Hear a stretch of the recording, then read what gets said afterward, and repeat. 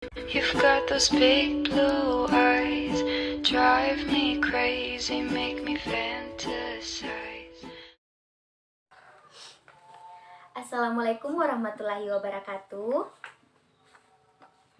Apa kabar anak-anak semuanya? Ibu harap semuanya baik-baik saja ya. Alhamdulillah. Sebelum kita memulai masuk materi, ada baiknya kita berdoa terlebih dahulu.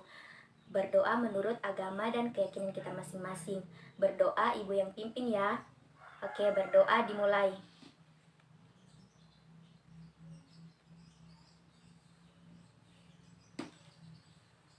Berdoa selesai. Tak kenal maka tak sayang. Izinkanlah ibu memperkenalkan diri terlebih dahulu. Perkenalkan, nama ibu Hasnawati, biasa dipanggil ibu Hasna. Panggil saja ibu Hasna. Oke, ibu akan menjelaskan tentang tujuan layanan bimbingan dan konseling. Tujuan layanan bimbingan dan konseling adalah untuk meningkatkan kemampuan peserta didik dalam bidang pribadi, sosial, belajar, ataupun karir. Oke, sebelum kita memasuki materi, ada baiknya kita speaking dulu. Mau nggak bermain? Ya, kita bermain ya supaya tidak tegang. Kita menyanyi satu jari kanan, satu jari kiri. Ibu hitung ya sampai 3. 1, 2, 3. Satu jari kanan, satu jari kiri, digabung jadi 2, jadilah jembatan. 2 jari kanan, 2 jari kiri, digabung jadi 4, jadilah kamera cekrek. 3 jari kanan, 3 jari kiri, digabung jadi 6, jadilah menara. 4 jari kanan, 4 jari kiri, digabung jadi 8, jadilah kelinci. 5 jari kanan, 5 jari kiri, digabung jadi 10, jadilah tepuk tangan. Yeay! Oke, bagaimana anak-anak? Sudah tidak tegang lagi?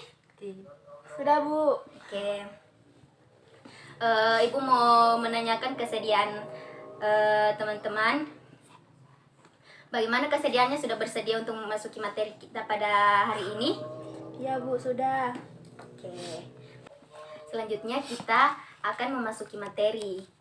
Nah, materi yang akan Ibu bahas kali ini yaitu kiat menghindari kesulitan belajar. Ada yang tahu kenapa bisa orang mengalami kesulitan belajar? Ya, silakan yang di sebelah sana. Oke, bagus sekali. Ada lagi? Oh iya, silakan. Oke, bagus sekali. Semua yang anak-anak katakan sudah bagus semua ya. Ibu jelaskan sedikit. Jadi, kesulitan merupakan suatu kondisi tertentu yang ditandai dengan adanya hambatan-hambatan dalam mencapai tujuan. Kesulitan belajar adalah suatu kondisi dalam proses belajar terhadap hambatan-hambatan tertentu yang bersifat fisiologis, psikologis maupun sosiologis. Nah, selanjutnya ada jenis-jenis kesulitan belajar. Nah, yang pertama itu kekacauan belajar atau learning disorder. Nah, learning disorder ini adalah keadaan di mana proses belajar seseorang terganggu karena timbulnya respon yang bertentangan. Nah, contohnya itu seperti kesulitan dalam belajar menari yang menuntut gerakan-gerakan lemah gemulai. Siswa yang sudah terbiasa dengan olahraga keras seperti karate, tinju, dan sejenisnya mungkin akan mengalami hal tersebut. Nah, yang kedua itu ada learning dysfunction. Learning dysfunction ini merupakan gejala di mana proses belajar yang dilakukan siswa tidak berfungsi dengan baik. Meskipun sebenarnya siswa tersebut tidak menunjukkan adanya subnormalitas mental, gangguan alat, atau gangguan psikologis lainnya. Nah, contohnya itu seperti siswa yang memiliki postur tubuh yang tinggi, atletis, dan sangat cocok menjadi atlet bola voli. Namun karena tidak pernah dilatih bermain voli, maka dia tidak akan menguasai voli dengan baik. Oke, selanjutnya ada underachiever. Underachiever ini mengacu kepada siswa yang sesungguhnya memiliki tingkat potensi intelektual yang tergolong di atas normal, tetapi prestasi belajarnya tergolong rendah. Nah, contohnya seperti siswa yang telah dites kecerdasannya dan menunjukkan tingkat kecerdasan tergolong unggul, namun prestasi belajarnya biasa-biasa saja atau malah sangat rendah. Nah, yang keempat itu ada slow learner atau lambat belajar. Nah, slow learner ini adalah siswa yang lambat dalam proses belajar, sehingga ia membutuhkan waktu yang lebih lama dibandingkan sekelompok siswa lain yang memiliki taraf potensi intelektual yang sama. Nah, yang kelima, learning disabilities atau ketidakmampuan belajar mengacu pada gejala di mana siswa mampu belajar atau menghindari belajar sehingga hasil belajar di bawah potensi intelektualnya. Nah, selanjutnya terdapat 4 ukuran yang dapat menentukan kegagalan atau kemajuan belajar siswa. Selanjutnya,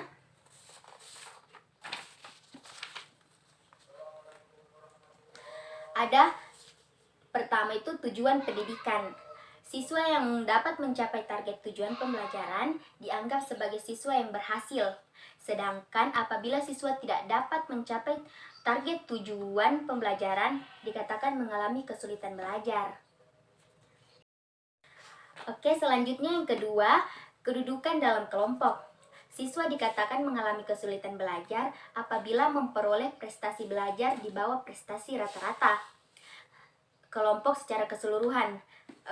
Yang ketiga itu ada tingkat pencapaian hasil belajar dibandingkan dengan potensi siswa.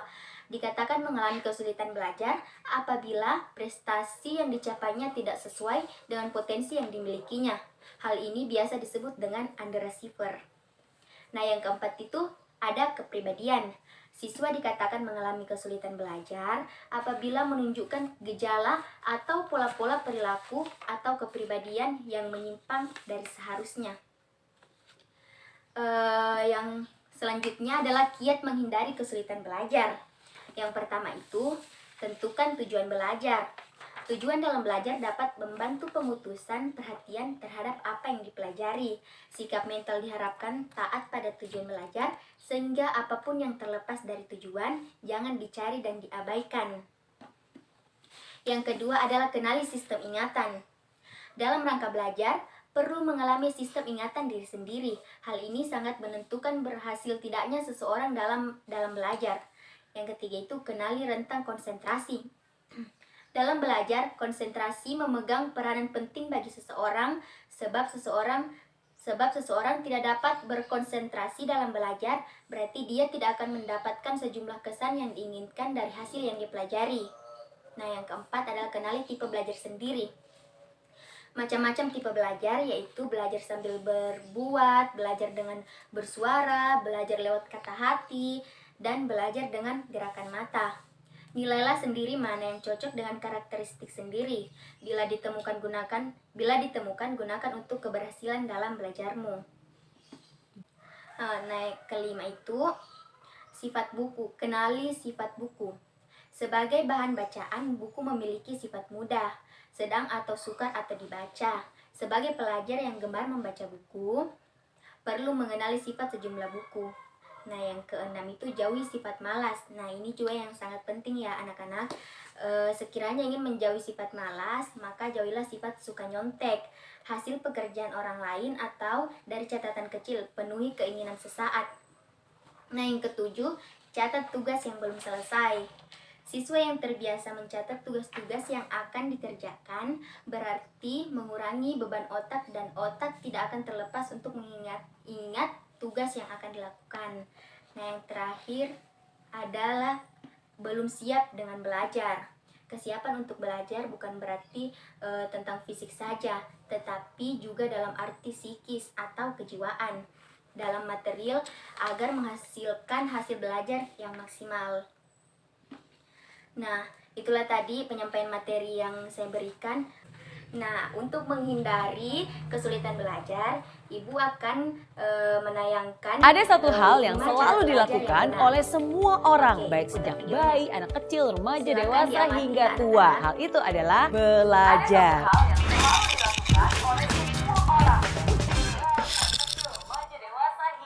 Belajar itu nggak mengenal waktu, nggak juga mengenal umur. Baik di sekolah, kuliah, tempat kerja, maupun sampai tua sekalipun, semua orang harus terus belajar. Karena belajar itu juga bisa mendewasakan kita. Tapi ingat loh, belajar juga nggak boleh sembarang belajar. Belajar juga harus dengan cara yang benar. Ada 5 hal yang harus kamu lakukan supaya kamu bisa belajar dengan cara yang benar. Pertama, mindset yang benar. Sama seperti ketika kamu sebelum berolahraga, kamu kan juga harus melakukan pemanasan dulu nih. Sama juga dengan belajar. Sebelum belajar pun harus ada yang dipersiapkan terlebih dahulu. Yang harus dipersiapkan adalah mindset atau cara berpikir kita. Pikiran kamu harus dibenarkan dulu nih. Bagikan gelas kosong yang siap menerima, bagikan spons yang siap menyerap. Pikiran kamu juga harus terbuka. Jangan belum apa-apa udah antipati duluan. Jangan belum apa-apa kamu sudah memblok dan bilang, udah tahu, nggak perlu, ini kan caranya beda. Kalau komentar kamu seperti itu tuh, kamu juga nggak akan bisa untuk menerima semua pembelajaran yang akan masuk ke dalamnya. Kalaupun mungkin ada yang berbeda, jangan ditolak dahulu,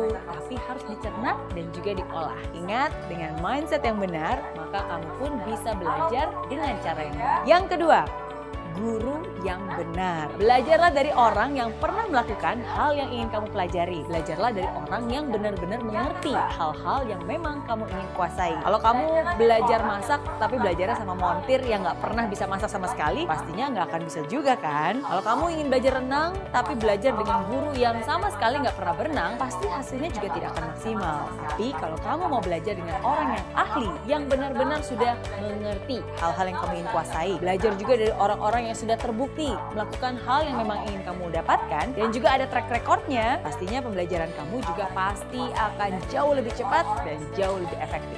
Yang ketiga, waktu yang benar. Belajar itu juga butuh yang namanya waktu. Nggak bisa nih semua dikebut dalam semalam. Walaupun emang sih ada istilah SKS alias sistem kebut semalam. Atau istilah the power of kepepet. Sama halnya dengan belajar. Belajar juga butuh yang namanya waktu. Pikiran kita pun juga butuh jeda untuk bisa mengolah dan mencerna semua hal yang ada. Karena sebenarnya nih, bahkan belajar itu harus dijadikan sebuah kebiasaan. Sama seperti halnya analogi tentang mandi ataupun gosok gigi nih. Mungkin nggak sih kamu mandi selama 1 jam, 2 jam bahkan, abis itu kamu nggak mandi lagi selama 1 bulan. Pasti rasanya risih. Atau mungkin, saya kan udah gosok gigi nih selama setengah jam, berarti abis itu saya nggak usah gosok gigi lagi selama seminggu. Nggak mungkin juga kan? Pasti rasanya risih, pasti rasanya aneh banget. Sama juga, belajar pun harus seperti itu. Harus dijadikan habit. Jangan sampai, wah hari ini kan saya sudah belajar terus-terusan 10 jam, abis itu tinggalin aja deh, nggak belajar lagi. Jadinya kan nggak efisien. Ingat, belajar itu sekali lagi harus dijadikan sebuah kebiasaan. Sama seperti mandi, sama seperti gosok gigi. Sehingga kalau ada hari di mana kamu nggak mandi, nggak gosok gigi, rasanya, aduh ada yang kurang ya, aduh nggak enak ya. Begitu juga dengan belajar. Kalau itu sudah menjadi sebuah kebiasaan, sehari aja kamu nggak belajar, pasti kamu akan merasa, duh kok risih ya, kok ada yang kurang ya. Karena sekali lagi, semua itu sudah menjadi kebiasaan yang kamu lakukan setiap hari. Keempat, cara yang benar. Setiap orang punya cara tersendiri bagaimana dia bisa menyerap informasi secara efektif dan juga efisien. Kamu pun harus bisa mengenali kamu termasuk tipe orang yang belajarnya seperti apa. Secara garis besar nih ada 3 tipe orang, visual, auditory, dan juga kinestetik. Orang visual itu biasanya mereka akan menangkap secara optimal, menyerap informasi yang dibaca ataupun dilihat. Orang auditory biasanya adalah orang yang lebih mudah menerima informasi melalui apapun yang dia dengar. Orang kinestetik biasanya adalah orang yang sangat senang dan juga cepat mengerti bila informasi itu diserap terlebih dahulu ataupun dicontohkan dahulu, atau dia membayangkan orang lain untuk melakukan hal yang sedang dipelajarinya. Kalau kamu termasuk yang mana nih? Coba kenali diri kamu terlebih dahulu dan ketahui cara belajar mana yang paling efektif untuk kamu sehingga kamu bisa menggunakan cara tersebut dengan tepat. Kelima, lingkungan yang benar. Ada orang yang suka ketenangan dalam belajar, harus tenang banget. Bahkan ada suara nyamuk lewat aja, waduh mengganggu konsentrasi. Tapi ada juga nih orang yang suka belajar dengan menggunakan musik. Jadi saat belajar dia harus mendengarkan musik, baik itu musik klasik, musik pop, atau bahkan musik rock. Bebas. Apapun itu, yang paling penting adalah kamu tahu yang mana yang membuat kamu bisa lebih efektif untuk belajar. Ada juga nih orang yang suka belajarnya sendirian. Ada juga orang yang suka belajar secara berkelompok biar ada teman yang diajak diskusi katanya. Boleh-boleh aja, nggak ada salahnya. Yang penting kamu sendiri tahu apakah dengan cara itu pembelajaran kamu bisa efisien atau enggak. Dan yang paling penting, apapun itu, pastikan kamu juga sudah berada di lingkungan yang positif. Karena dengan siapa kamu bergaul saat ini, itu akan mempengaruhi masa depan kamu. Jadi itu dia 5 hal yang harus kamu ketahui. Jadi ingat, walaupun kamu suka belajar, nggak boleh sembarang belajar ya, karena belajar juga harus dengan cara yang tepat. Mindset yang benar, cari guru yang benar, gunakan waktu yang benar dengan cara yang benar, dan pastinya di lingkungan yang benar. Oke?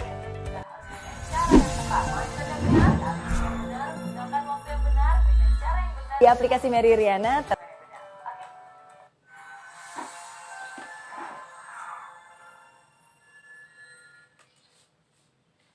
Oke, jadi itulah tadi video 5 tips cara belajar yang benar. Oke anak-anak, dari video tadi ada yang mau menyimpulkan? Ya, silahkan yang sebelah sana. Oke, ada lagi? Ya, sebelah sana silahkan. Oke, ada yang ingin bertanya? Tidak ada, sepertinya sudah paham semua ya. Kalau begitu, sebelum kita tutup, ada baiknya kita berdoa lagi. Kan pertama kan tadi sudah berdoa. Nah, sebelum kita tutup kita berdoa lagi untuk penutupan. Oke, berdoanya ibu lagi yang pimpin ya. Berdoa menurut agama dan keyakinan kita masing-masing. Berdoa dimulai.